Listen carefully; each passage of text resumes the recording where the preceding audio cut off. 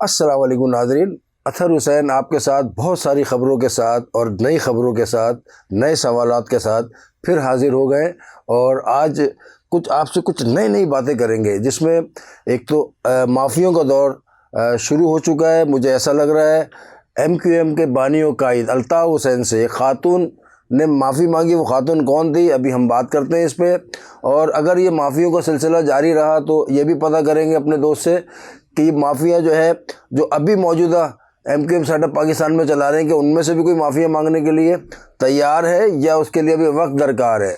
दूसरा, आसिफ अली जरदारी से मोहसिन नकवी की जो मुलाकात हुई वो बहुत बहस बनी हुई है शहर में। उस पर आज शर्जील इनाम मेमन ने प्रेस कॉन्फ्रेंस की है। वज़ीर नशर व इरशाद हैं, वज़ीर इत्तलात, मतलब उन्होंने बहुत सारी बातें की हैं, सहाफ़ियों के बहुत सारे सवालात के जवाब दिए। तो इस पर हम बात करते हैं अपने दोस्त से। अस्सलाम वालेकुम वरली अंजुम साहब। जी वालेकुम अस्सलाम अतर भाई, कैसे मिजाज? मैं ठीक हूँ और ख़बरें बहुत हैं, और आज आपसे ना बहुत सारी गरम गरम बातें करनी है।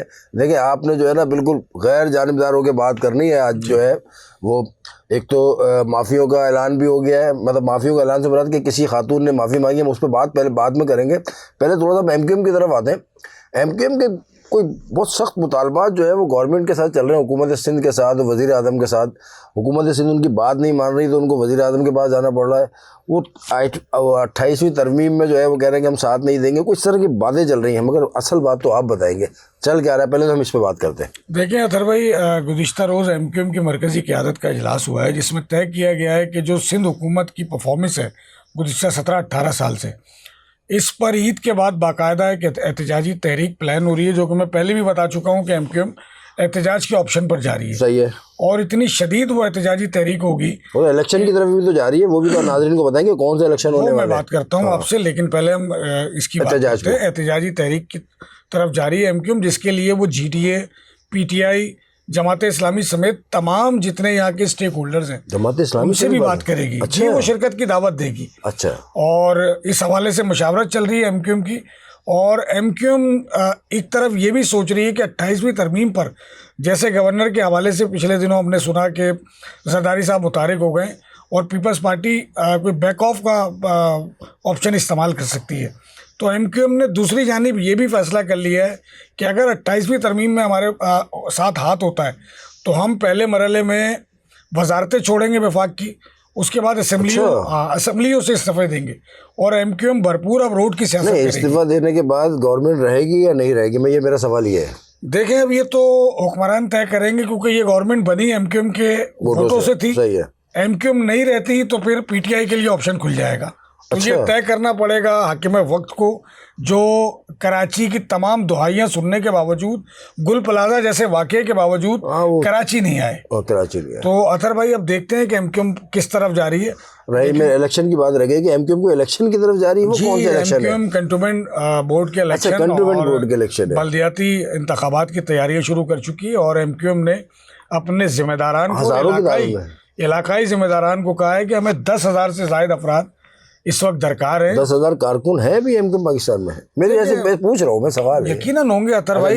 कोई सियासी जमात 2-4 कारकुनों पे तो नहीं खड़ी होती। नहीं, MQM तो लाखों में उसके कारकुन थे, मगर ये 2016 से पहले की बात कर रहा हूँ। जितनी शरिंग होने के बावजूद भी जमात रह गई है, तो हज़ारों तो हो सकते हैं, हज़ारों है। तो MQM ने सिर्फ कारकुनों के नहीं, बड़ी बात की आपने, 10,000 कारकुन जो उन्होंने ऐलान किया, हमदर्दों के और पढ़े लिखे नौजवानों के परफॉर्मे मांगे। अच्छा। और मरकजी क़यादत को कहा है कि आप इसे मुरत्तब करना शुरू करें लिस्टों को, जिसमें कंटोनमेंट बोर्ड और बल्दियाती इंतखाबात का मामला है। अच्छा, दूसरा एक आर्टिकल चल रहा है बहुत सोशल मीडिया में, बड़ा एक्टिव एक इंसान है, और मुझे नहीं पता कि मैं उनको इतने से पहले इतना ज़्यादा नहीं जानता था। मैं उस पर बात करना चाहता हूँ। ज़ोहरैन, मेरे ख्याल में निज़ामी नाम है उनका। ज़ोहरैन निज़ामी। वो क्या बात कर रहे हैं, वो आवाम को तो बताएं थोड़ा सा। भाई, ज़ोहरैन निज़ामी वही बात कर रहा है जो कराची का हर शहरी अपने दिल में रख के घूम रहा है। और ज़ोहरैन निज़ामी मारूफ अदाकारा फजीला काजी का बेटा है। अच्छा। कैसर खान निज़ामानी का बेटा है। और अचंभे की बात इसमें यह है कि कैसर खान निज़ामानी खुद एक पीपल्स पार्टी के बड़े मुतारिक रहनुमा रहे, इलेक्शन में हिस्सा लिया उन्होंने।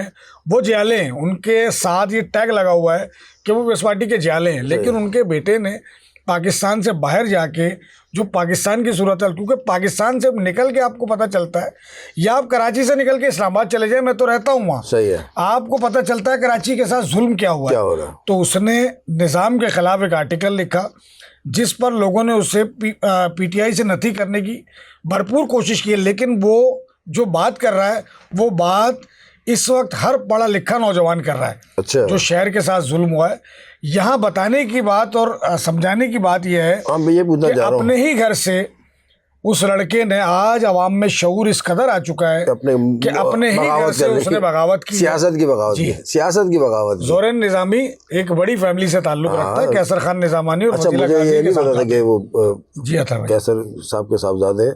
बहरहाल, अच्छा, अभी हम थोड़ी देर पहले जो है तो क्लब में जब दाखिल हुए इस प्रोग्राम से पहले, तो एक हमें सिंधी सहाफ़ी जो है ना दोस्त हमारे मिले, तो उन्होंने कहा कि यार आप लोग बहुत अच्छी बात कर रहे हैं, और आपने जो वो कल अपने प्रोग्राम में बात की थी कनाडा वाले की, वो जो मुग़ल्लिज़ात बक रहे हैं और सिंधियों को, महाजिरों को लड़वा रहे हैं, उन्हें बोला देखें मैंने भी आज अपने जो है फेसबुक पेज पे लिखा है, और इन्होंने कहा है कि सिंधी और महाजिरों के नाम से ना फेक आइडिया बनाई जा रही हैं, और वो ऐसे ऐसे बयानात दे रहे हैं जिससे सिंधी देखता है अगर उर्दू बोलने वाले की कोई आईडी होती है और सिंधी बोलने, वो ऐसा लड़वाने की कोशिश की जा रही है, तो उन पे पाबंदी की जाए। और आप अपने प्रोग्राम में बात ज़रूर करें कि ऐसे लोगों का जो है कला कमा होना चाहिए, मतलब। तो आप इस पर क्या कहते हैं कि इन लोगों को कैसे रोका जाएगा? पहले तो हम इस पर बताएं। देखें, ऐसे लोगों को रोकने के लिए आपके लोगों को अवेयर होना पड़ेगा, और मैं कल भी ये बात कर चुका हूँ, आज एक मरतबा फिर ये बात करता हूँ कि नदीम रिजवी टाइप के जितने टाउड और छुटभइये हैं जो पाकिस्तान से फरार होने के, ये असाइलम लेने के लिए यहाँ से भागे थे। सही है, जरा बहुत सारे लोग गए यहाँ से, और ये बाकायदा एमक्यूएम के पीएमएसओ का कारकुन रहे, उससे पहले जमात इस्लामी अच्छा, में थे। दोनों, सॉरी माफ़ी चाहता हूँ, आपकी बात इंटरप्ट कर देता हूँ, सिर्फ उर्दू बोलने वाले बाहर नहीं गए, सिंधी बोलने वाले, पंजाबी बोलने वाले, पश्तो बोलने वाले जो कराची में रह रहे थे या मुख्तलिफ सूबों में रह रहे थे। अतर भाई, मैं उसी तरफ आ रहा हूं। अच्छा, ठीक है, बड़ी तादाद उन बड़ी लोगों की है। तादाद हमारा इस वक्त फोकस नदीम रिजवी था, फिर मैं ग्रेजुअली उन पर भी आता। नदीम रिजवी साहब एक नाकाम एमक्यूएम के कारकुन थे जो यूनिट टूटने के बाद, जैसा कि मैं गुज़श्ता प्रोग्राम में तफसील बता चुका हूँ, जल्दबाजी में इन्होंने फैसला किया, जब हकीकी बनी तो ये वहाँ चले गए। उसके बाद 92 के ऑपरेशन के दौरान ये भाग गए यहाँ से। अब ये वहाँ बैठ के एक फिलोसफर बने हुए, दानिश्वर बने हुए, और वहाँ से उन जैसे जितने भी बने हुए, मैं तो कह रहा हूँ सबके लिए बात करें। मतरूका सिंध की सूबे की तहरीक की बात करते हैं, ये तो हमने कल कोई उन्हें दावत दे कराची आ जाए ना, अपने होम टाउन में बैठ के बात करें। यहाँ तो नहीं कर सकते ना बात, यहाँ आ ही नहीं सकते ना, क्योंकि बाद में हकीकत नहीं है, कोई वो आ ही नहीं सकते यहाँ पर। यहाँ बैठ के क्या उनको पता है मैं करूँगा और गिरफ्त में आ जाऊंगा। इसी तरह से आदिल राजा, इमरान रियाज और हमारे बहुत सारे सिंधी दोस्त जो कि सहाफ़ी थे, अब अमेरिका, कनाडा, लंदन में बैठ के वहाँ से वो ज्ञान दे रहे हैं, वो कि जिनका इदराक उन्हें भी नहीं है, वो ज़मीनी हकाइक से हट के बात करते हैं, और सिर्फ रेटिंग का मामला है, पैसों का मामला है, डॉलरों का मामला है ना, एक कौम रेटिंग का भी मामला है ना, हीरो बनने का मामला है कि एक कौम के रहनुमा भाई रहनुमाई करनी है तो जमीन पे आ जाओ ना यार, अपने ग्राउंड में रह के करो, आप जो करना है अपने ग्राउंड में रह के करो।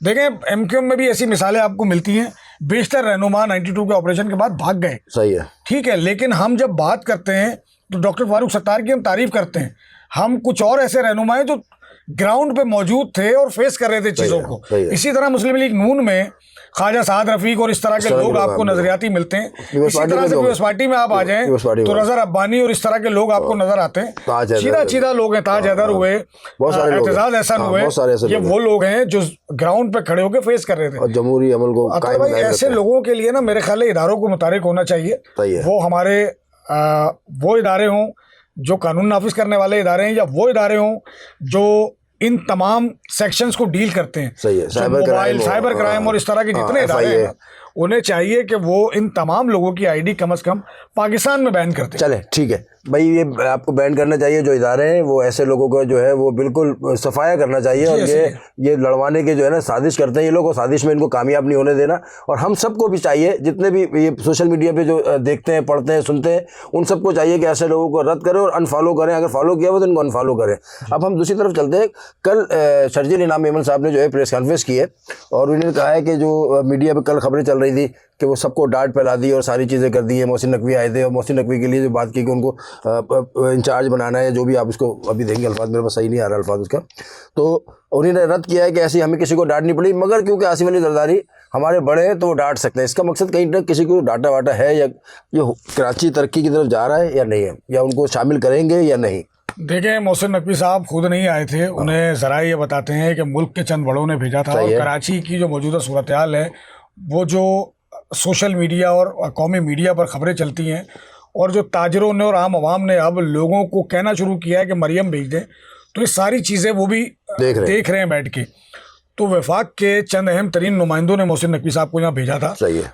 बिलावल हाउस में आसिफ अली जरदारी और बिलावल भुट्टो की ज़ेर सदारत इजलास हुआ। सही है। जिसमें सिंध की काबीना ने शदीद रद्द-ए-अमल देते हुए कहा कि ये यहाँ के तरक्याती मंसूबों के कप्तान नहीं होंगे और हम अपना काम कर लेंगे। जिस पर आसिफ अली जरदारी ने 2 से 3 मरतबा पूछा भी कि आपने पहले नहीं किया तो अब आप कैसे करेंगे। और 3 महीने का पैसे भी, ये सारी चीजें। हाँ, 3 महीने का मैं अल्टीमेटम दे रहा हूँ। चूंकि मोहसिन नकवी साहब का पंजाब का और अभी खास तौर पे इस्लामाबाद में उन्होंने चंद सड़कें और तरक्याती काम किए, जबकि उनके पास ये काम नहीं है, विजन ज्यादा है, उनकी जिम्मेदारी नहीं है। सर उन्होंने वजीर आला जब पंजाब थे तो उन्होंने कितना काम किया हुजूर। अभी तो वो वजीर आला पंजाब नहीं है, वजीर दाखिला है। तो मगर इदारों ने उनको भेजा होगा ना कि आपको तजुर्बा है, आप चले जाए। मरियम से इनको तकलीफ है मगर आप जा सकते हैं। मैं काम की बात करूँ अतर भाई, हम बहस बराए बहस करते रहेंगे और अपने तजिए पेश करते रहेंगे। काम की बात यह है, जिन बड़ों ने उन्हें भेजा था, सही है, पीपल्स पार्टी इस राय पर 2 हिस्सों में तकसीम है। और पीपल्स पार्टी की आला क़यादत को इस बात का इदराक है कि जिन लोगों ने उन्हें भेजा था, जिन बड़ों ने उन्हें भेजा था, इसका रद्द-ए-अमल आ सकता है। और पीपल्स पार्टी इस रद्द-ए-अमल को आइंदा दिनों में देखेगी। कुछ जरा ये दावा करते हैं कि मोहसिन नकवी खुद नहीं आए थे। सही है, मोहसिन नकवी तो नहीं आएंगे, उनका डोमेन नहीं है, जिन बड़ों ने भेजा था, तो जाहिर है पीपल्स पार्टी की क़यादत को भी पता होगा ना किन बड़ों ने भेजा था, उनके इल्म में लाए होंगे जी। तो पीपल्स पार्टी इस राय पर 2 हिस्सों में तकसीम है। सिंध की क़यादत एक तरफ है, मरकज़ की क़यादत एक तरफ है। अब देखते हैं आइंदा दिनों में इसके रिजल्ट क्या आते हैं। चले बस आखिरी बात करके हम अपने प्रोग्राम को वाइंड अप की तरफ चलते हैं। गवर्नर सिंध जो है वो मजबूत से मजबूत होते जा रहे हैं रोज़ाना। जिस तरह उनके लिए बात हो रही थी कि वो बस अभी जा रहे हैं और कल जा रहे हैं और आधे घंटे बाद जा रहे हैं, माशाल्लाह से जिस तरह हज़ारों की तादाद में रोज़ाना जो है गवर्नर हाउस में सहर भी हो रही है, अफ्तार भी हो रही है और लोगों की शिरकत हो रही है और उनके लिए खूब लोग तारीफ़ें कर रहे हैं। तो ये गवर्नर साहब के लिए भी 2 अल्फाज मुझे बताएं कि क्या होने जा रहा है, कि वाकई कोई इस्तीफे की बात है या वो तो और मुझे मजबूत लग रहे हैं। देखिए, मैंने गुज़िश्ता रोज़ भी आपसे कहा था भाई, बहुत शुक्रिया, मैंने आपको गुज़िश्ता रोज़ भी कहा था कि गवर्नर नहीं जा रहे। सही है। वफाक के जो ज़राए बता रहे हैं गवर्नर नहीं जा रहे। चले ज़बरदस्त। और गवर्नर जिस कदर का विजनरी आदमी है, आज मेरी भी एक अफ्तार पे किसी से बहस हो रही थी, उन्होंने कहा यार ये तो गवर्नर है, इस वजह से सारे काम कर रहा है। ऐसा नहीं है, इससे पहले भी गवर्नर रहे, लेकिन जिस स्टाइल में और जिस विजन के साथ कामरान टिसोरी फाल है। तो हफीज़ होशियारपुरी का मुझे शेर याद आ गया, अहले जहाँ कब मानने को तैयार था हफीज़, बहुत ज़ोरों से मनवाया गया हूँ। तो उसने अपने आप को मनवाया है, मनवा रहा है मुसलसल। मैं नहीं समझता कि आने वाले वक्तों में या गुज़िश्ता अदवार में कोई इसको टफ टाइम दे पाएगा। जिस तरह से मुस्तफ़ा कमाल एक लाइन सेट करके चले गए और कराची में या तो उनसे कोई बड़ा काम करे या ज़्यादा काम करे। सही है। देखिए, इख्तलाफ हमारा शख्सी तौर पे हो सकता है, उससे हमारा इख्तलाफ तो मेरा तो काम से इख्तलाफ नहीं हो सकता। हमारा इख्तलाफ कोई भी नहीं है, ये तो लोगों का इख्तलाफ होता है। मेरा आपका क्या इख्तलाफ होगा किसी से? हमारा तो आवाम के काम नहीं करेंगे। मैं जो असल सवाल रह गया है ना, वो एकदम जो है वो अभी मैंने बोला कि आप ऐसा नहीं हो कि उठने की तैयारी करें, और क्योंकि वो कान में आवाज़ आ रही है कि प्रोग्राम ख़त्म करें, टाइम हो रहा है। इस्तीफ़े जो दिए थे लोगों ने, माफ़िया मांग ली है, मतलब जो छोड़ दिया था, छोड़ के चले गए थे लंदन वाले भाई को, वो दोबारा पार्टी में शमूलियत कर रहे हैं, या जो अभी पाकिस्तान MK पाकिस्तान में लोग बैठे हैं वहाँ से भी कोई माफ़ी आएंगी, या इसलिए खातून की माफ़ी थी? अतर भाई, बेशतर लोग माफिया पहले भी भेज चुके हैं और बेशतर लोग अपने पॉडकास्टों में माफिया मांग रहे हैं, जिसमें आपने देखा होगा पिछले दिनों MQM के रहनुमा और कई मरतबा सूबाई वजीर रहने वाले अब्दुल रऊफ सिद्दीकी, उन्होंने वाज़े तौर पे माफ़ी मांगी और अपने कायद को, वो साबिक़ा कायद को भी कर रहे हैं, डिफेंड करते रहे। अंबर, जो प्रिंसेस अंबर का आपने अपने इंट्रो में नाम लिया, शायद आपकी याददाश्त में ना हो या आप भूल रहे हो, 2007 में 8 के इलेक्शन से कबल जो एक इंटरियम गवर्नमेंट बनी थी सिंध की, जी जी, उसमें एक वजारत 3 खातून के पास, इनका नाम है अंबर रज़ा नैन्सी। सही है। तो मेरे ख्याल सकाफत की मुशीर थी ये, या कल्चर की मुशीर थी ये, वही खातून है, अब चूँकि बूढ़ी हो गई हैं।